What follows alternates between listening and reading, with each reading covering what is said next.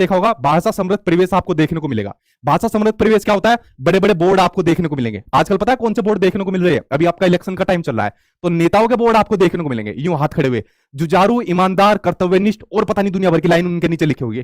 ठीक है, और आपका नेता नहीं, आपका बेटा आया हो, ठीक है, ईमानदार और छवि योग्य वाले नेता को अपना वोट देकर, कीमती वोट देकर अपने बेटे को विजय बनाइए। तो इस तरीके के बड़े बड़े स्लोगन लिखे होते हैं। ठीक है, तो जब इस तरीके के स्लोगन लिखे होते हैं बोर्ड के ऊपर, या बहुत होर्डिंग्स लगी होती है, मेरे ख्याल से सबसे ज्यादा होर्डिंग्स हमारे इंडिया के अंदर लगी होती है जहां तक मेरी नॉलेज है, और भी जगह लगी होती है। या जो चार्ट्स लगे होते हैं, या जो डायरेक्शन वाले, जो हमारे यहाँ पर जो डायरेक्शन वाले बोर्ड लगे होते हैं कि दिल्ली 10 किलोमीटर दूर है, या जो एरिया है ये 5 किलोमीटर दूर है, दाएं मुड़ो बाएं मुड़ो, तो ये सब क्या है? ये भाषा से समृद्ध परिवेश देखने को मिल रहा है या नहीं मिल रहा है? ये भाषा से समृद्ध परिवेश है। बच्चा इनसे भी दुनिया भर की चीजें सीखता है। जो बोर्ड पर चीजें लिखी हुई है, जो चार्ट पर चीजें लिखी हुई है, जो वहां पर भी क्या चीज देखने को मिलती है, वहां पर भी भाषा जो है बिखरी हुई देखने को मिलती है। ठीक है, तो ये सब क्या है? ये भाषा से समृद्ध परिवेश आपका। तो ये भी भाषा सीखने के लिए क्या होता है? एक बड़ा महत्वपूर्ण आपका फैक्टर होता है। ये भी आप लोग समझ गए। ठीक है, तो ये जो पोस्टर लगे होते हैं नेताओं को भी, तो वैसे तो काम आते नहीं है नेता किसी के, लेकिन कहीं ना कहीं भाषा सीखने के लिए थोड़ा बहुत काम आते हैं। नजर पड़ी जाती है कि अरे देखो ये कालू सा कौन खड़ा है, अच्छा उसके नीचे कुछ लाइन लिखी होती है, जुझारू, ईमानदारू, कर्तव्यनिष्ठ करके, तो कुछ ना कुछ 2-3 स्लोगन याद हो ही जाते हैं। ठीक है,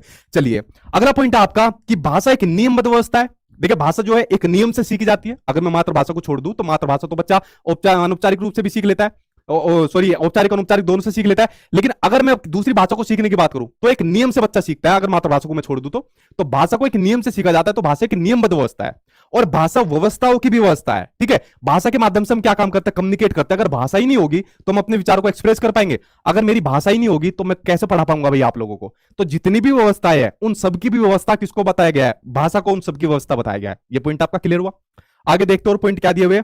अगला दिया हुआ है कि जितनी भी भाषा होती है, चाहे हिंदी हो, इंग्लिश हो, संस्कृत हो, जितनी भी XYZ भाषा होती है, तो सभी का अपना क्या होता है? ग्रामर होता है, सभी का अपना व्याकरण होता है, जिसकी हेल्प से उस भाषा को सीखा जाता है। ये बात आपको समझ में आ गई? उसके अलावा प्रत्येक भाषा की अपनी लिपि होती है, यह जरूरी नहीं है। ठीक है, ये क्वेश्चन आपके सीटेट के एग्जाम में बहुत पूछा जाता है। यह जरूरी नहीं है कि हर भाषा की अपनी एक लिपि हो। जैसे अगर बात करूं मैं रोमन लिपि की बात करूं, ठीक है, XYZ कोई भी आप लिपि ले लो, तो रोमन लिपि के अंदर इंग्लिश लिखी जाती है, फ्रेंच लिखी जाती है, जर्मन लिखी जाती है।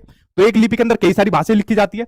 तो आपको ध्यान रखना है कि जो भाषा होती है और जो लिपि होती है, इनका कोई भी संबंध नहीं पाया जाता।